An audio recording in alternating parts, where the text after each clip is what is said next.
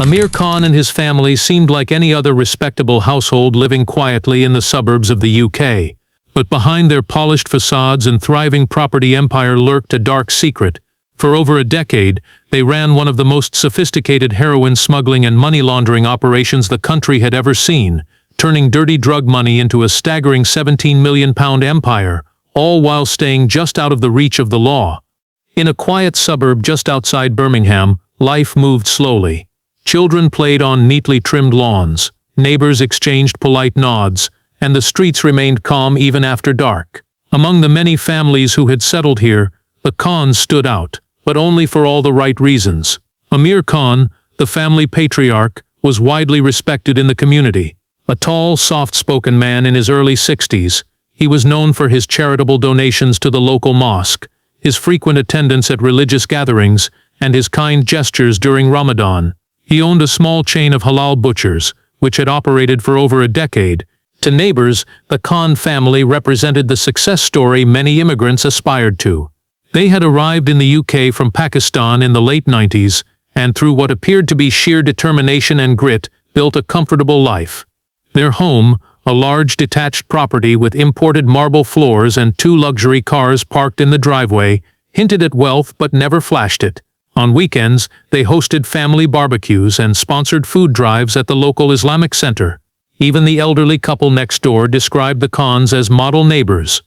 But behind the polished image lay a secret far darker than anyone could imagine.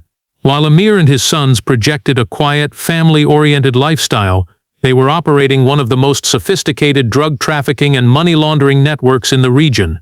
Their butcher shops were little more than fronts, places to move cash, store illicit goods, and occasionally meet with suppliers. No one questioned why these businesses never seemed busy or how they continued expanding. The brothers drove matching black Range Rovers, always freshly washed, and their clothing and watches seemed several notches above what their supposed incomes could afford. Still, no one asked questions. Respect, reputation, and quiet generosity bought them silence. From the outside, their wealth appeared earned. Their children attended private schools. Their wives were rarely seen but always well-dressed when they did appear. They took annual trips to Dubai and Turkey, where they claimed to be investing in overseas businesses. Amir would often return from these trips with gifts for neighbors and shopkeepers, perfumes, sweets, and handmade prayer beads, deepening the community's trust and admiration. It was a clever shield, and for years it worked. In reality, the Khans had used their reputation as a cover to hide years of criminal activity. Their operation was well organized, highly secretive, and relied on absolute loyalty from a small circle of insiders. They were not the type to flaunt their riches in nightclubs or on social media. They didn't need to. Their power was in their invisibility. In plain sight, they had built an empire, and as the houses, shops, and properties accumulated, so did their influence. Yet no one, not neighbors, not the police, not even close friends, suspected the truth. To everyone around them, the Khans were simply a good family, but behind closed doors they were building something far more dangerous than anyone could imagine. Before the Khans became a name whispered in British law enforcement circles, their story began thousands of miles away in the bustling port city of Karachi, Pakistan. In the 1980s, Amir Khan worked as a low-level customs officer stationed at the Karachi port. To his colleagues, he was unremarkable, quiet, diligent, and always on time. But beneath the surface, Amir was slowly learning how the system worked. He saw firsthand how bribes changed hands, how shipments were waved through unchecked, and how connections meant more than rules. Over time, he became one of the many invisible facilitators of Pakistan's growing smuggling trade. Amir's involvement started small. A few cartons of electronics allowed through without inspection. A favor here, a blind eye there. But as he gained trust among traffickers, the stakes grew. By the early 1990s, he was helping move large shipments of heroin out of the country, disguised in containers filled with textiles, rice, or automotive parts. The work was dangerous but lucrative.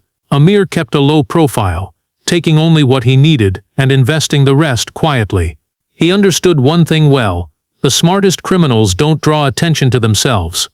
When political tensions in Pakistan rose and anti-corruption efforts threatened to expose his network, Amir made a decision that would change everything. He used his savings and fake documentation to immigrate legally to the UK with his wife and 3 young sons. They arrived in Birmingham in 1998, under the appearance of seeking a better life. In reality, Amir had come to expand his business, not end it. Settling into a modest rental home, Amir took a job at a halal meat shop. It wasn't long before he bought the business outright using cash he claimed was from selling family land back home. Locals admired his work ethic. Few questioned how a newly arrived immigrant could purchase a business so quickly. Meanwhile, his sons enrolled in school, learned English, and adapted fast to life in the UK. Behind closed doors, Amir was laying the foundations of something far bigger. By 2003, Amir had reconnected with his old contacts in Karachi's Port Authority and several mid-level operatives in the UK's Pakistani criminal underworld. Together, they restarted the heroin pipeline, smuggling small quantities into the UK through shipping containers. The drugs arrived in Birmingham disguised in imported goods, often in containers marked as clothing shipments. Amir would pay off dock workers or use fake documents to ensure the cargo passed through customs unsearched. Once in the country, the heroin was distributed using a network of small-time dealers and trusted couriers, many of whom had no idea who they were really working for. To the public, the Khan family was building a legitimate life. But in truth, they were building an international smuggling network. What began in the shadows of Karachi had now crossed borders. The heroin flowed silently, hidden among bolts of cloth and cartons of fabric, making its way from dusty docks in Pakistan to suburban garages in Birmingham. The Khans had found a way to move poison across oceans, and no one yet was watching. As the heroin shipments continued to flow steadily into the UK, the Khan family found themselves sitting on more money than they could count. The profits from just one container could bring in over £250,000, and they were bringing in several each year. But while the drug trade brought enormous wealth, it also brought a dangerous problem: what to do with all the cash.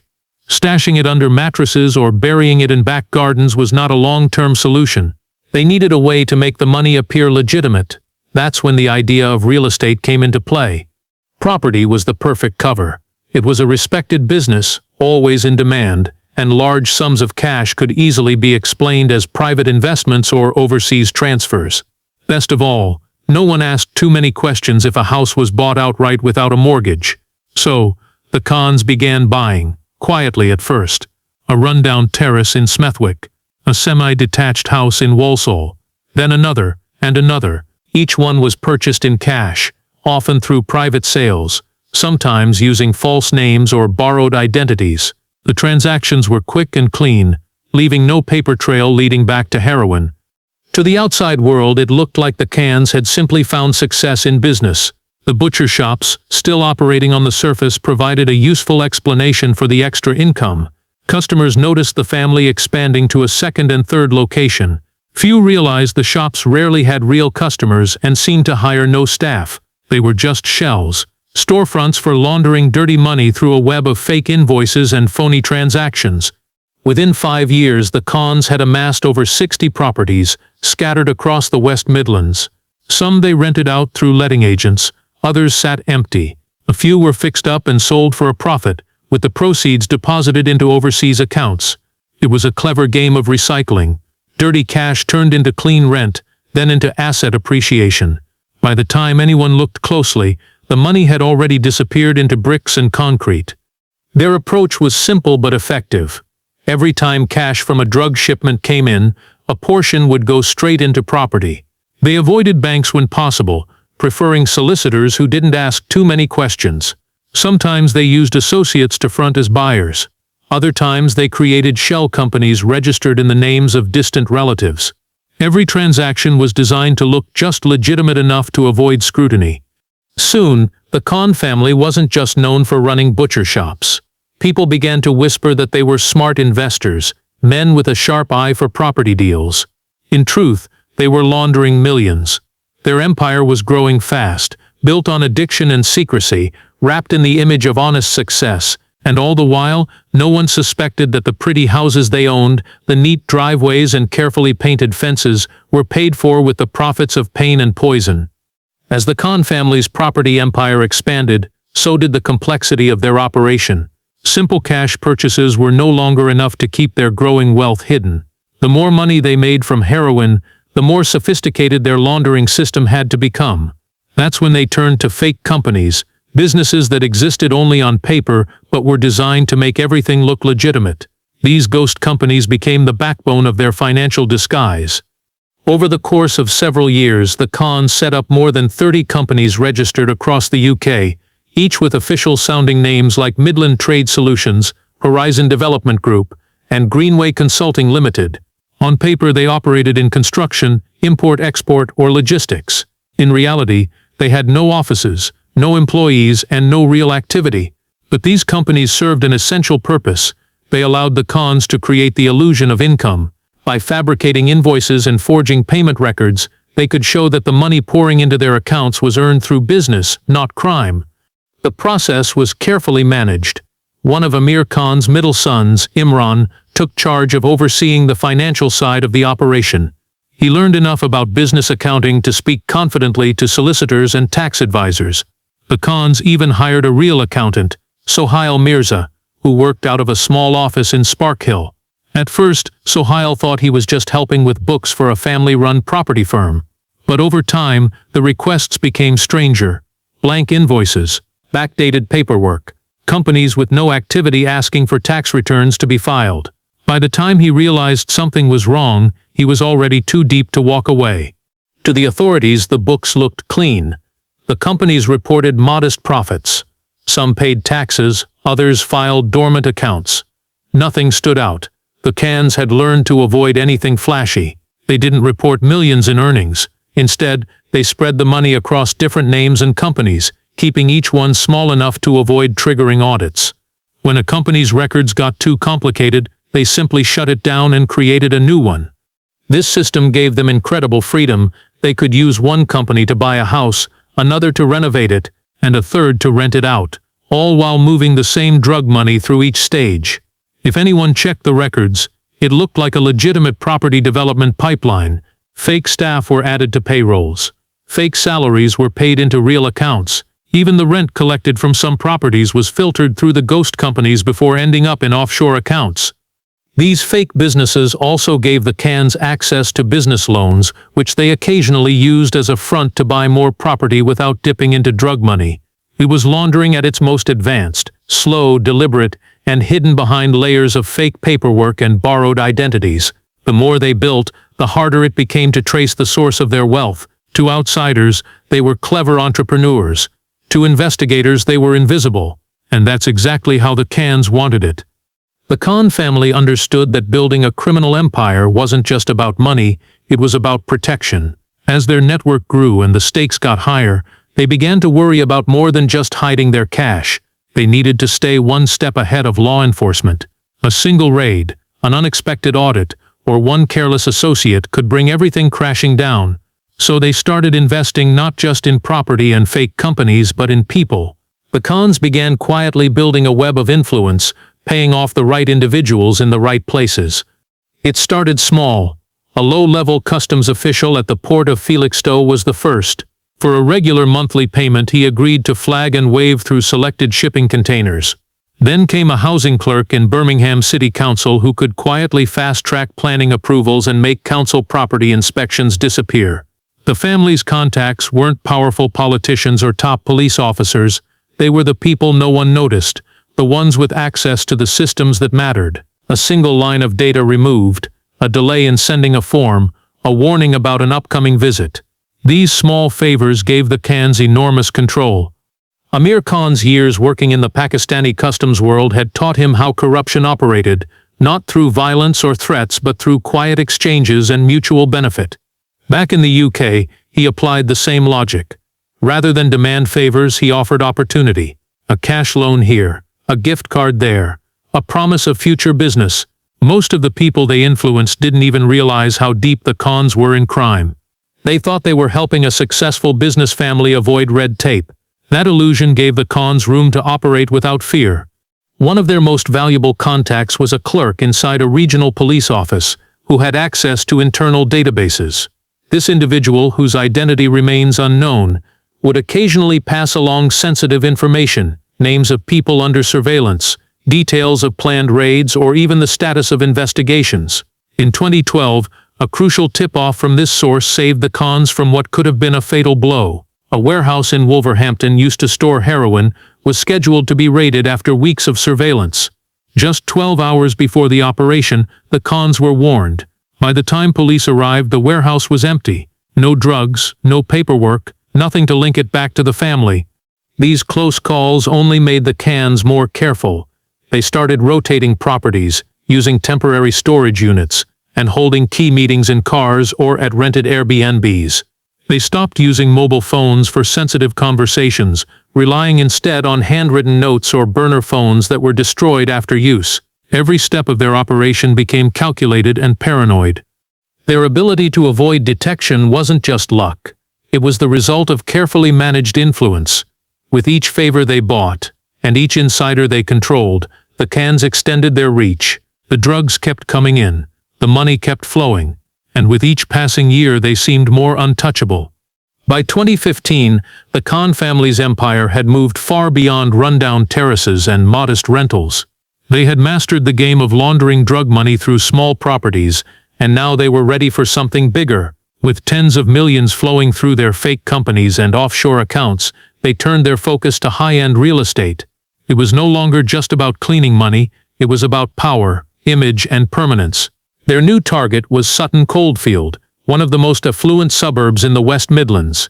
Sutton Coldfield was a world apart from the gritty streets where the Khans had started. Tree-lined avenues, gated driveways kept coming in, the money kept flowing, and with each passing year they seemed more untouchable.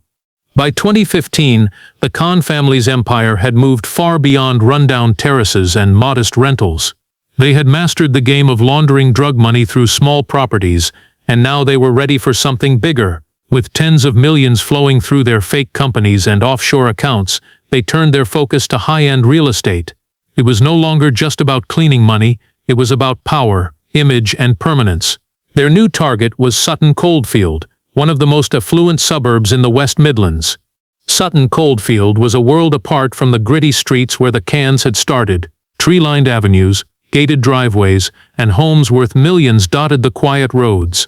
Buying property here meant legitimacy. If anyone questioned their wealth, they could point to their growing real estate business. They didn't just want to blend in, they wanted to dominate.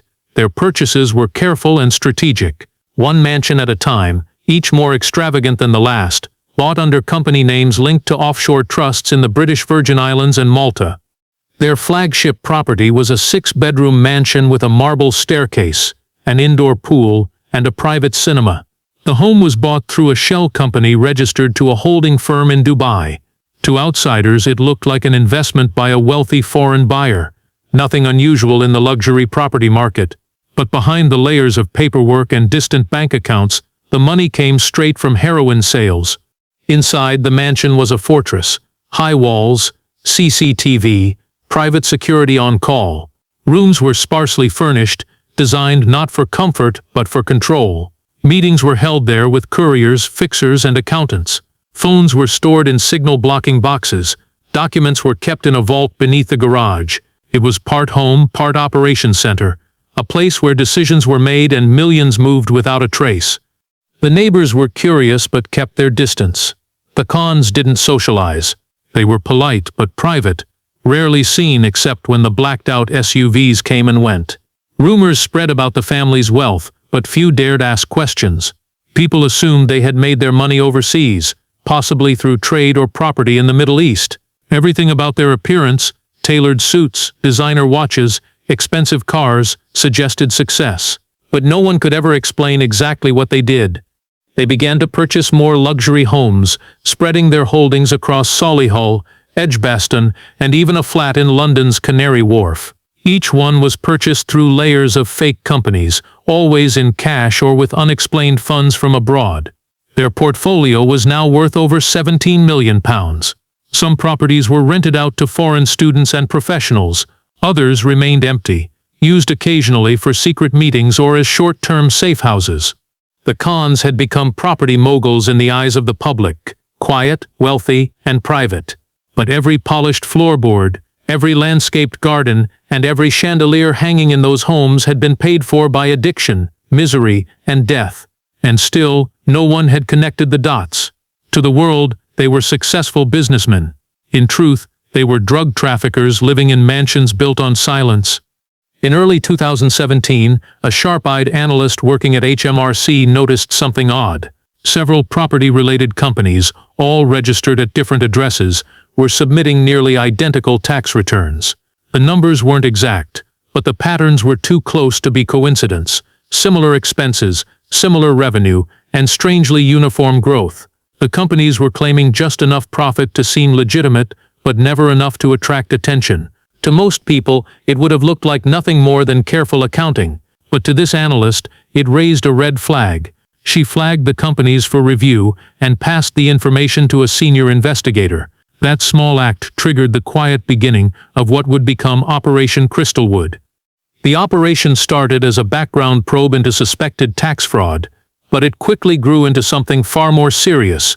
As HMRC cross-checked the names on the company registrations, they found recurring connections, phone numbers, email addresses, and even IP addresses that led back to one family, the Khans. The scale of their network began to reveal itself.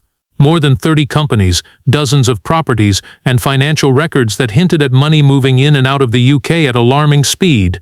The deeper the investigators dug, the more complex the web became. To avoid tipping off the Khans, investigators worked in silence. They examined land registry data, tracked offshore transfers, and quietly requested bank records from international partners. They also began physical surveillance of the Khan family, trailing their cars, monitoring their butcher shops, and documenting their movements. It was clear the family lived far beyond their reported income. Yet nothing they did appeared illegal on the surface. The properties were clean, the tax records tidy, and the businesses technically compliant. What finally broke the case open was a financial trail that led back to Sohail Mirza, the family's longtime accountant. He had filed accounts for many of the shell companies and appeared on official documents as a director or consultant for several others. When investigators began looking into his finances, they found discrepancies, large unexplained deposits, overseas trips paid for in cash, and a luxury car registered to a company with no recorded income. Mirza was put under surveillance. While he never spoke openly about the Khans, he made the mistake of using one of the fake companies to pay a personal tax bill.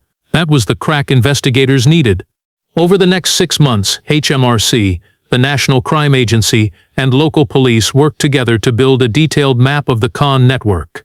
Every company, every property, every money transfer was traced and logged. Surveillance footage captured secret meetings, burner phone activity, and the movement of large sums of cash. Agents even tracked several containers coming from Karachi, confirming suspicions that heroin was still being smuggled inside textile shipments. By late 2018, investigators believed they had enough evidence to make arrests and begin seizures. The Khan family was finally within reach. What they didn't realize was that the Khans already knew. Someone inside the system had warned them, and they were about to disappear. In the final weeks of 2018, as Operation Crystalwood moved into its final phase, investigators prepared for a series of coordinated raids that would dismantle the Khan empire once and for all. Arrest warrants were drafted. Surveillance teams were ready to strike across multiple cities. The plan was to catch the entire family at once. Amir, his 3 sons, their associates, and anyone connected to the shell companies. But when officers arrived on the morning of December 3rd, they were met with silence. The homes were empty. The butcher shops were locked. Phone numbers were disconnected. The Khans had vanished. In less than 72 hours, the entire family disappeared without a trace. CCTV from Heathrow and Manchester Airport showed them boarding different flights, spread out over several days. Amir Khan was seen entering Terminal 4 with a single carry-on bag, wearing a plain gray coat and a baseball cap pulled low. His sons departed separately, using newly issued passports under alternate identities. Their wives and children followed, each carefully staggered to avoid suspicion. The planning was meticulous and the execution flawless. Investigators were stunned. Years of surveillance, wiretaps, and financial tracking had led them to the edge of justice, only to find the targets gone. It was immediately clear that someone on the inside had tipped them off. Possibly the same informant who had warned them years earlier about the Wolverhampton warehouse raid. The betrayal meant more than just a failed arrest. It meant years of evidence could now go stale, assets could be moved and the trail could go cold. Simultaneously, a new development further complicated matters. In the week leading up to their disappearance, ownership of dozens of properties was quietly transferred to offshore trusts based in Dubai, Malta, and Cyprus.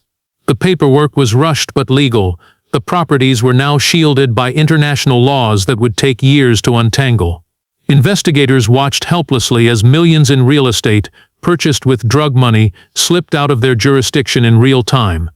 The properties themselves were a haunting sight. Police began entering the homes across Sutton Coldfield, Solihull, and Birmingham. Many were stripped bare, curtains torn down, safes left open, walls scraped clean. Furniture was removed, electronics were gone, and in some homes even the appliances had been taken. It was as if the Khans had erased their presence entirely. One luxury flat in London was found with only a mattress on the floor and a single burnt SIM card on the kitchen counter. What was most disturbing wasn't what the investigators found, but what they didn't. No drugs, no money, no computers, no documents. The Khans had wiped everything. Their mansions stood like hollow monuments to a vanished empire, quiet, lifeless, and heavy with the weight of what once was. Neighbors were left in disbelief. How could a respected family disappear overnight? Where had they gone? And how had no one seen the signs? The Khan family had pulled off one of the most complete disappearances in UK criminal history. They left behind empty homes, cold trails, and unanswered questions. But their story wasn't over. Not yet. The Khan family's disappearance left a vacuum that the authorities were desperate to fill. With the trail gone cold and millions in assets hidden behind offshore trusts, investigators faced their toughest challenge yet: how to unravel a web deliberately designed to vanish. Months passed with little progress, but then an unexpected breakthrough came from a source no one had anticipated, one of the family's closest associates. This individual, a middleman named Faisal, had managed logistics for the Khans for years. He handled shipping details, coordinated deliveries, and sometimes helped with property deals. Unlike the Khan brothers, Faisal had kept a low profile, believing his role was small enough to stay under the radar. But after the family fled, Faisal found himself cut off, abandoned with debts and fear of prosecution. Under immense pressure, he decided to cooperate with law enforcement. Faisal's cooperation became a turning point. He provided detailed information on the Khan family's smuggling routes, explaining how shipments from Karachi were disguised within legal goods. He revealed the elaborate system of fake companies, shell corporations, and offshore accounts used to move and launder money. He described the layers of bribery and corruption that allowed the network to operate undisturbed for years. Most crucially, Faisal disclosed a final fatal mistake made by the Khans: a rushed property deal in 2017 involving a high-profile businessman in London. The deal had been hurriedly arranged through a series of front companies, but in the chaos of their impending flight, a critical document was signed without proper verification. That paper trail connected the Khans directly to the shell companies and overseas accounts, providing investigators with the first undeniable proof they needed. Armed with this new evidence, the authorities launched an international investigation. Coordination between UK police, HMRC, Interpol, and financial regulators intensified. Warrants were issued to freeze assets linked to the Khan family across Europe and the Middle East. Dubai's financial authorities began probing the offshore trusts that held dozens of UK properties. Banks were ordered to provide records, and investigators dug into flights and phone records. The financial trail was complex but unbreakable. The Khan family's empire, once hidden beneath layers of fake companies and offshore entities, was exposed for what it truly was. The evidence showed that millions of pounds had been funneled through front businesses, then cycled through real estate investments to mask their illegal origins. This network had allowed the Khans to live in luxury and evade law enforcement for over a decade. Yet despite the mounting pressure, the family itself remained elusive. Faisal's information suggested they had fled to a country with no extradition treaty with the UK. Attempts to track their movements beyond their final flights proved fruitless. Rumors swirled that they had settled in the Middle East or Southeast Asia, living quietly under new identities, but without their physical presence, arrest remained impossible. The investigation became a race against time. Authorities focused on seizing every asset and dismantling every link in the chain. Meanwhile, the Khan's empty mansions and shuttered businesses stood as stark reminders of a criminal empire built on lies, addiction, and silence. The once respected family was now a symbol of how deeply crime could hide beneath the surface of ordinary life. Though the Khans had escaped justice, their empire was crumbling, and for the first time, the full scale of their deception was revealed to the world. Years passed after the Khan family vanished, but the story of their empire continued to unfold. The investigation into their network, dubbed Operation Crystalwood, became one of the most extensive and complex in UK history. Authorities worked tirelessly to untangle the intricate web of companies, offshore trusts, and hidden properties. The £17 million property empire they left behind became a battleground of legal battles, asset freezes, and court cases stretching across continents. Despite their physical absence, the Khan name was everywhere, in court documents, in headlines, and in the whispered conversations of those who had once been connected to them. The empire they built on heroin smuggling and money laundering had been carefully disguised behind layers of respectability and silence. But now, the truth was out. Beneath the polished facade of a successful family business lay a decades-long criminal operation that had brought misery and addiction to thousands. The authorities seized dozens of properties across the Midlands and London, auctioning many off to recover some of the laundered money. Some homes were left empty for years, frozen in legal limbo as courts debated ownership. Other properties were repurposed for community use, a small but symbolic victory against the damage the